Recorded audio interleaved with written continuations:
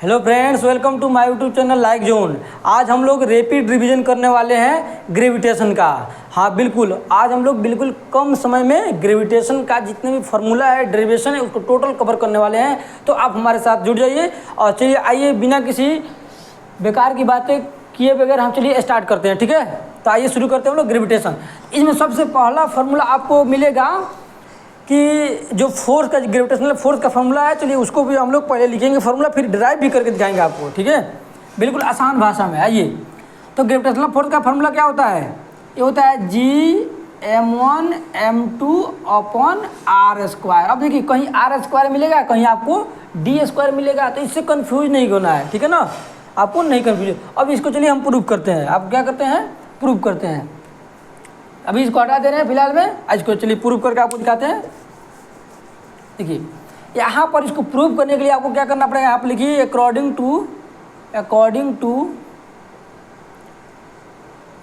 To Newton's law of gravitation. ऐसे ही आपको एग्जाम में करके आना है। ठीक है, according to Newton's law of gravitation आपको क्या करना है? यहाँ पर लिखना है फोर्स जो होता है, पहले एक कंडीशन यहाँ पर दीजिए। हम कंडीशन पहले आपको दे रहे हैं। मान लीजिए यहाँ पर एक बॉडी है, यहाँ पर एक बॉडी है, ठीक है ना, इसका नाम ए नाम दे दे रहे हैं, और यहाँ पे एक बॉडी है, इसका नाम हम बी दे दे रहे हैं।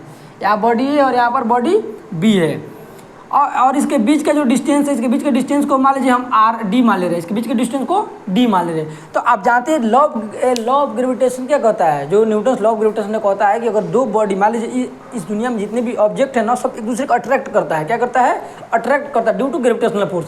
Each and every body attract each other due to gravitational force. ठीक है ना, ग्रेविटेशनल फोर्स की वजह से अट्रैक्ट करता है। यहाँ बॉडी ए, बॉडी बी, इसका मास हम मान ले रहे हैं, इसका मास जो है ma है, इसका मास ma है, या m1 मान लीजिए, सबसे अच्छा m1 मान लीजिए, इसका मास m1 है, इसका मास m2 है।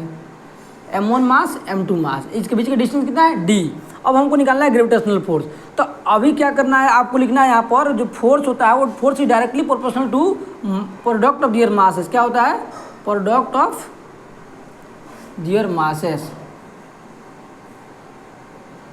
Product of their masses. ठीक है, तो यहाँ पर एफ, देखिए यहाँ पर क्या लैंग्वेज बनाकर लिख दी थोड़ा बड़ा करने के लिए, तो इसका जरूरी भी नहीं है। अब प्रोडक्ट मतलब क्या? दियर मास है, तो इसका मास m1, इसका मास m2, तो यहाँ पर लिख दीजिए m1 m2 इक्वेशन 1 मान लीजिए। बताइए इसमें क्या मुश्किल है? ठीक है, हो गया। अब फिर क्या करना है? दूसरा क्या लिखना है आपको? जो फोर्स होता है वो इन्वर्सली प्रोपोर्शनल होता है। इन्वर्सली प्रोपोर्शनल होता है, क्या होता है? इन्वर्सली प्रोपोर्शनल होता है square of distance between them, distance between them. हो गया। अब इसी को हम शॉर्ट फॉर्म कैसे लिख सकते हैं? ऐसे लिख सकते हैं, force is inversely proportional 1/d²। इसको इक्वेशन 2 मान लीजिए, इसको इक्वेशन 2 मान लीजिए। अब देखिए इस पॉइंट को, ठीक है ना, इसी पॉइंट को हम ऐसे शॉर्ट फॉर्म में लिखे हैं, और इस पॉइंट को हम शॉर्ट फॉर्म में कुछ ऐसे लिखे हैं। तो आपको ये नहीं समझना है कि एक कोई नया चीज़ नहीं, सेम चीज़ है, बस उसको लिखने का तरीका आपको अलग है। इतना हो जाएगा। इक्वेशन 1 यहाँ पर इक्वेशन 2 है। अब ये दोनों इक्वेशन को कंबाइन करना, देखिए कितने सिंपल तरीके से हम करा रहे हैं। अब यहाँ पर क्या कर रहे हैं? दोनों को कंबाइन करना है। ठीक है, चलिए दिख रहा है। अब यहाँ पर लिखिए combine equation 1 and 2। Equation 1 and 2 क्या करना है? कंबाइन करना है। तो यहाँ पर हो जाएगा f is directly proportional to, यहाँ इक्वेशन 1 और 2 को कंबाइन करते हैं। इक्वेशन 1 में क्या है? ऊपर m1 है, m1 m2 है ऊपर, इसमें क्या है? नीचे d²। तो यहाँ पर लिख दीजिए d²। आप r² भी यूज कर सकते हैं, कोई प्रॉब्लम नहीं है।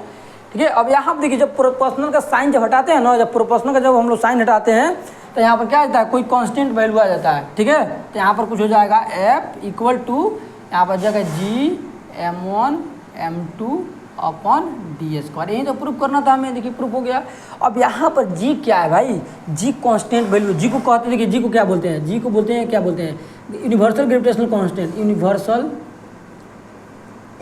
Gravitational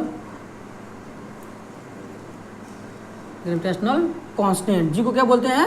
universal gravitational constant G को बोलते हैं। ये भी याद रखना है, ठीक है ना। और G का जो वैल्यू होता है वो कितना? जो G का वैल्यू होता है वो होता है 6.67 × 10⁻11 न्यूटन मीटर स्क्वायर पर kg स्क्वायर। देख लीजिए एक बार, ये हो गया G का। G को हम लोग बोलते हैं यूनिवर्सल ग्रेविटेशनल कांस्टेंट और इसका वैल्यू इतना होता है। तो आपको यूनिट वगैरह वैल्यू सब याद रखना है जी को। तो जब प्रोपोर्शनल साइन हटा ना तो ये वैल्यू आया जी का। तो ये हो गया, बिल्कुल यही करना, इससे ज़्यादा आपको नहीं करना। एग्जाम में अगर आ जाएगा प्रूफ कीजिए इसको, gravitation Newton's law of gravitation जो है इसको आप प्रूफ कीजिए, तो बिल्कुल ऐसे ही करना है, ठीक है ना। इससे ज़्यादा मुश्किल तरीके से और नहीं कर सकते इसको, ठीक है ना। देख लीजिए कितना आसान तरीके से हम लोगों ने कर लिया है। अब चलिए इसमें और भी इसी फार्मूला से और क्या क्या बन सकता है उसको भी हम लोग देखने वाले हैं। देखिए अभी हमें क्या फार्मूला हम लोग पढ़े हैं कि फोर्स इक्वल टू होता है G m1m2/d²।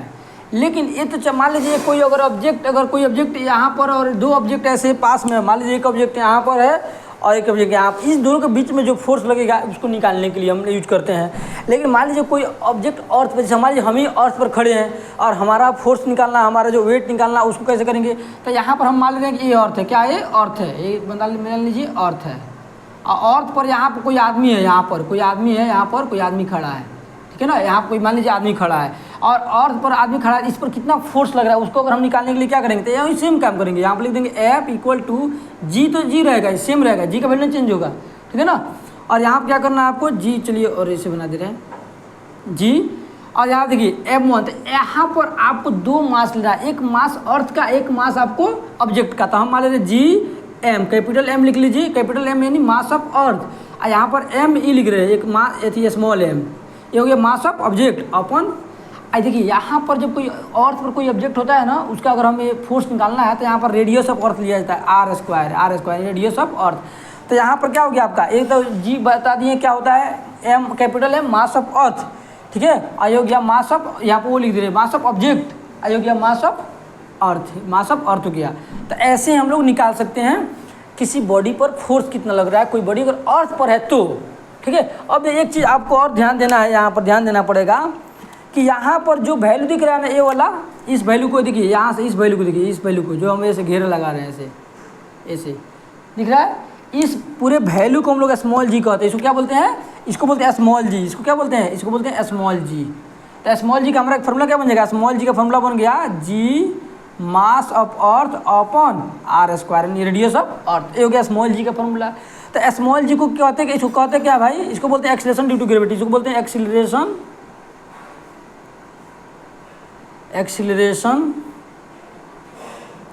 Due to gravity. Small G को क्या बोलते हैं, तो इसी से, यहीं से जो यहाँ दिख रहा है ना, G M mass of earth radius of earth, इसी को हम लोग जी बोलते हैं। क्या बोलते हैं, इसको जी बोलते हैं, यानी स्मॉल जी को बोलते हैं एक्सेलरेशन ड्यू टू ग्रेविटी। इस स्मॉल जी का जो वैल्यू होता है वो कितना होता है, स्मॉल जी का जो वैल्यू होता है वो होता है 9.8 मीटर पर सेकंड स्क्वायर। ये भी याद रखना भाई आपको न्यूमेरिकल के लिए। स्मॉल जी को पढ़ते क्या है, एक्सेलरेशन ड्यू टू ग्रेविटी पढ़ते हैं। इसका फॉर्मूला वैल्यू कितना होता है, 9.8 मीटर पर सेकंड स्क्वायर होता है। और जी का वैल्यू आप 10 भी ले सकते हैं, नो इशू, 10 भी ले सकते हैं, लेकिन अकॉर्डिंग टू डिमांड, ठीक है ना। जी का वैल्यू हम ये मान सकते हैं। तो देखिए अब इसी से क्या होता है ना, इसी से एक और फार्मूला ड्राइव होता है, इसी से एक और फार्मूला ड्राइव होगा। देखिए कैसे, अगर इस चीज़ पूरे हटाकर यहाँ पर जी रख सकते हैं, नहीं रख सकते हैं, यहाँ पर एक फार्मूला बन जाएगा। देखिए अगर हम इसको फार्मूला को इसको हटा दें, G M E R square हटा कर इसकी जब जी डाल सकते हैं, क्योंकि जी के इक्वल होता है, तो यहाँ पर एफ इक्वल टू क्या बन जाएगा, एम जी बन जाएगा, एम जी बन जाएगा। इसी को जब हम लोग F equal to M G formula use करते हैं, तो इसी को बोलते हैं वेट। इसको क्या बोलते हैं, वेट, इसको बोलते हैं वेट। तो वेट का फॉर्मूला क्या बन गया, एम जी, ये बन गया आपका वेट का फॉर्मूला। वेट, मान लीजिए कोई बॉडी का वेट कितना, वजन कितना है आपको निकालना है, तो उसका फॉर्मूला यूज करना पड़ेगा एम जी। एम मतलब mass of object, mass of earth नहीं, मास ऑफ ऑब्जेक्ट। जी मतलब acceleration due to gravity. G का वैल्यू 9.8 मीटर पर सेकंड स्क्वायर होता है।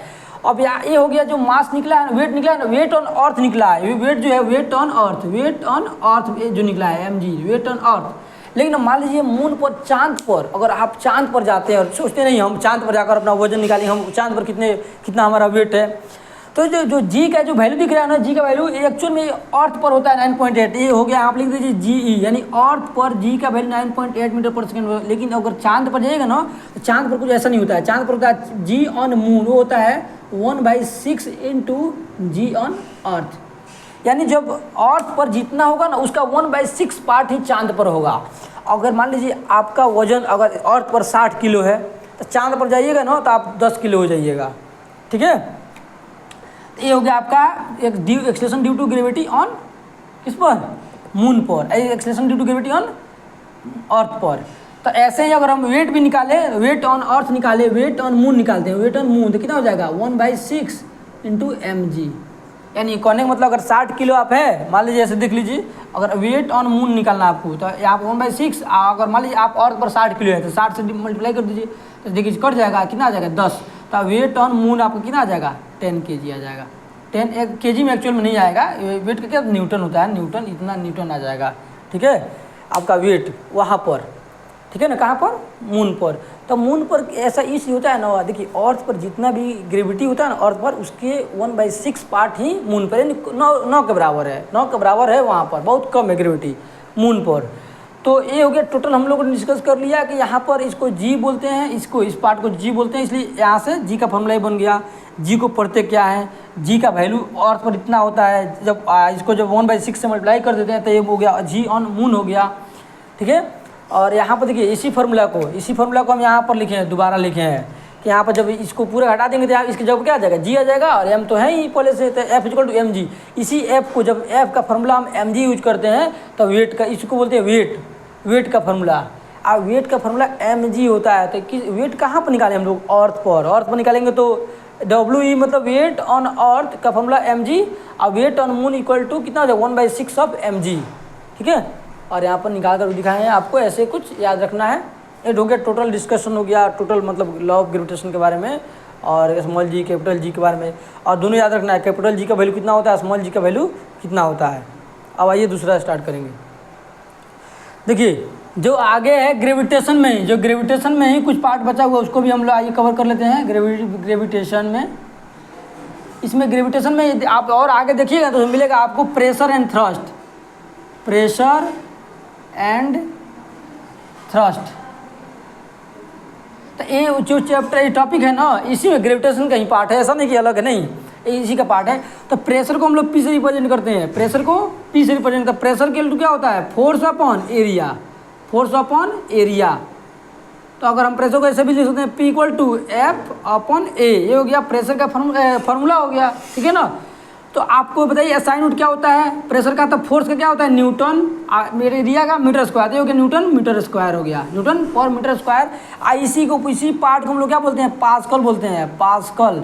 तो हम कह सकते हैं जो प्रेशर का जो यूनिट होता है वो पास्कल होता है, न्यूटन पर मीटर स्क्वायर बोलिए या पास्कल बोलिए। ठीक है ना, ये हो गया आपका फोर्स के, प्रेशर के बारे में हो गया। और देखिए थ्रस्ट क्या होता है, थ्रस्ट क्या होता है, जब फोर्स क्या होता है किसी ऑब्जेक्ट पर परपेंडिकुलर लगता है। ठीक है ना, जब फोर्स जो किसी बॉडी पर परपेंडिकुलर तरीके से लगता है, बिल्कुल ऐसे लगता है, मान लीजिए कोई बॉडी है, सरफेस है, इस पर कोई फोर्स बिल्कुल ऐसे परपेंडिकुलर तरीके से लगता है, उसको थ्रस्ट बोलते हैं। क्या बोलते हैं, थ्रस्ट बोलते हैं। तो बस ऐसे ही है, बिल्कुल ऐसे ही है, ये भी प्रेशर की तरह है, लेकिन बस ये क्या होगा, ये किसी तरह हो सकता है, इसका कोई डायरेक्शन वगैरह एंगल नहीं देखेंगे, लेकिन इसमें हम एंगल एकदम देखेंगे, एकदम 90 डिग्री पर लगना चाहिए प्रेशर, लाइन 90 डिग्री पर फोर्स लगना चाहिए। ठीक है ना, इसमें कुछ होता है, प्रेशर लगना चाहिए। अब देखिए, अब आपको ये तो हो गया, अब चाहिए थोड़ा डेंसिटी के बारे में हम डिस्कस कर लें। डेंसिटी, देखिए जो डेंसिटी होता है उसका फॉर्मूला क्या होता है, मास अपॉन वॉल्यूम। ये होता है मास अपॉन वॉल्यूम होता है। ठीक है, मास अपॉन वॉल्यूम। डेंसिटी को हम लोग क्या डी से रिप्रेजेंट कर सकते हैं, या आप चाहे तो ऐसे भी रिप्रेजेंट कर सकते हैं दूसरे भी यूनिट से। तो डी इक्वल टू क्या हो गया, एम अपॉन वी, ये हो गया डेंसिटी का फॉर्मूला। अब बताइए डेंसिटी का एसआई यूनिट क्या होता है, एसआई यूनिट, एसआई यूनिट जो होता है ना डेंसिटी को होता है 1000 kg पर मीटर क्यू, ये हो गया एसआई यूनिट। लेकिन अगर आपसे सीजीएस यूनिट पूछ दिया जाए, सीजीएस यूनिट, तो कितना होता है, वो होता है 1 ग्राम पर सेंटीमीटर क्यू, ये हो गया सीजीएस यूनिट। ये डेंसिटी के बारे में हो गया। अब देखिए, कभी देखिएगा ना डेंसिटी, कोई ऑब्जेक्ट पानी में हम डालते हैं तो डूब जाता है, कोई नहीं डूबता है, कोई तैरता भी है, तो ऐसा क्यों होता है। मान लीजिए कोई ये ऑब्जेक्ट है, ठीक है ना, ये ऑब्जेक्ट है, इसको हम पानी में डालें, अगर इसका डेंसिटी पानी के डेंसिटी से अगर ज़्यादा होगा तो ऑब्जेक्ट डूब जाएगा। ठीक है ना, अगर डेंसिटी, यहाँ पर शॉर्ट फॉर्म समझिए, डेंसिटी ऑफ ऑब्जेक्ट, यहाँ पर density of object, D O मतलब डेंसिटी ऑफ ऑब्जेक्ट, अगर क्या होगा, ज़्यादा होगा डेंसिटी ऑफ वाटर से। अगर ऑब्जेक्ट जब ज़्यादा, अगर इसका डेंसिटी ज़्यादा है तो ऑब्जेक्ट क्या हो जाएगा, ये इमर्स हो जाएगा, क्या हो जाएगा, मर्ज कर जाएगा, इसको हम डूब जाएगा, क्या हो जाएगा, ये डूब जाएगा। जाएगा, डूब जाएगा। ऑब्जेक्ट क्या हो जाएगा, डूब जाएगा। कब? जब ऑब्जेक्ट का डेंसिटी ज़्यादा हो और ऑब्जेक्ट का वाटर का कम हो। अच्छा, अभी से हो सकता है कि डेंसिटी ऑफ ऑब्जेक्ट जो है वो इक्वल हो जाए डेंसिटी ऑफ वाटर के, ठीक है ना। अगर मान लीजिए कोई ऑब्जेक्ट है, इसका डेंसिटी और वाटर का डेंसिटी अगर मान लीजिए इक्वल है, तो ऑब्जेक्ट क्या होगा, फ्लोट करेगा। क्या होगा, तैरेगा। क्या करेगा, तैरेगा, फ्लोट करेगा। लेकिन अगर डेंसिटी ऑफ ऑब्जेक्ट मान लीजिए अगर क्या हो जाएगा, डेंसिटी ऑफ ऑब्जेक्ट अगर कम हो जाए, डेंसिटी ऑफ ऑब्जेक्ट अगर कम हो जाए। अच्छा, यहाँ पर हम सिंक लिख सकते हैं ना, सिंक, डूबना, सिंक, सिंक। एक चीज़ देखिए, अगर डेंसिटी ऑफ ऑब्जेक्ट जो है, डेंसिटी ऑफ ऑब्जेक्ट अगर कम है, डेंसिटी ऑफ वाटर ज़्यादा है, तो इसमें क्या होगा, कोई भी चीज़ एक्चुअल में तैरेगा, इसमें भी तैरेगा।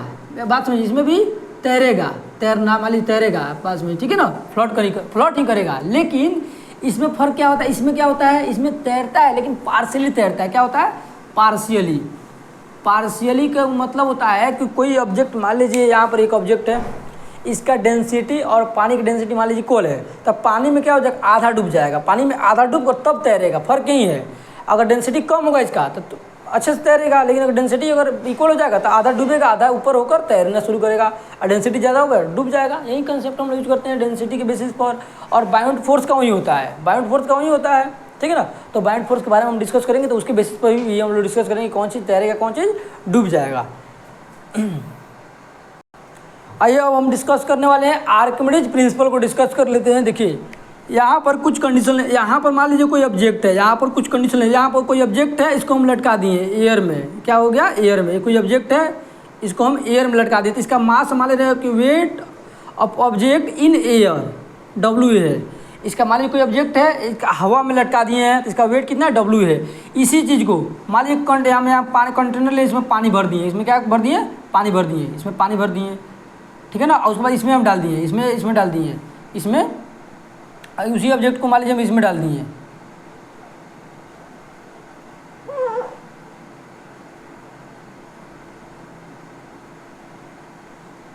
इस ऑब्जेक्ट को इसमें डाल दिए। तो पहले हम तो ऐसे हवा में ऐसे रखे थे ऑब्जेक्ट को, तो इसका वेट कितना था, WA, वेट इन एयर। तो इसको हम लिख सकते हैं W। इसका मतलब क्या हुआ, वेट इन वाटर। ये मान लीजिए वेट इन वाटर।